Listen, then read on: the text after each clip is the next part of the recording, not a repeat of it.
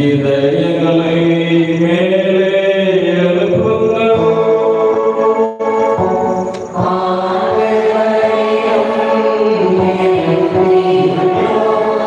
நம் இறைவனாகிய ஆண்டவருக்கு நன்றி கூறுவோம்.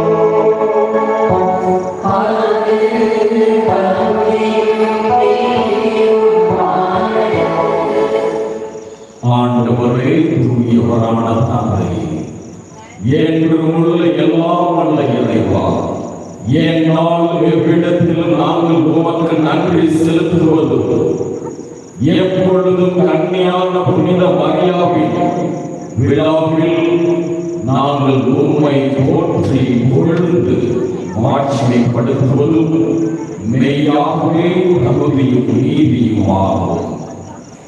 எங்கள் கடமையும் மீட்புக்குரிய செயலுமாகும்.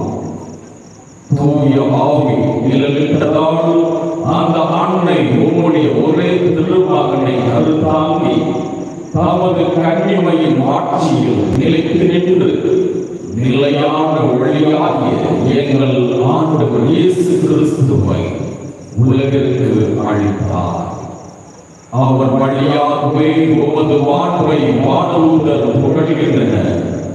தலைமை தாங்குவோர் உம்மை வழிபடுகின்றனர்.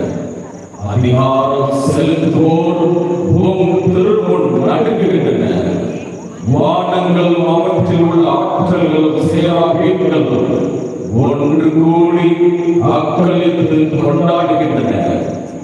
அவர்களோடு எங்கள் குரலையும் சேர்த்துக் கொள்ளுமாறு நாங்கள் உம்மை தாழ்மையுடன் இறைஞ்சி புகழ்ந்து பாடுவதாவது: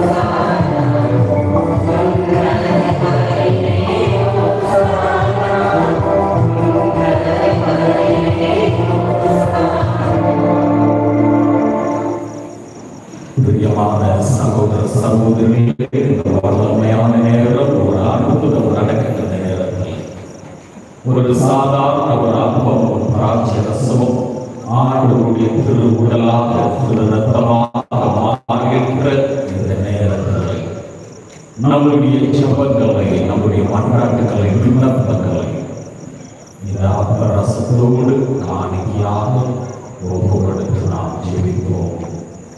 நம்பிக்கையோடு விசுவாசத்தோடு மன்றாடுவோம். ஆண்டவரே, நீர் மெய்யாகவே தூயவர், தூய்மை அனைத்திற்கும் ஊற்று.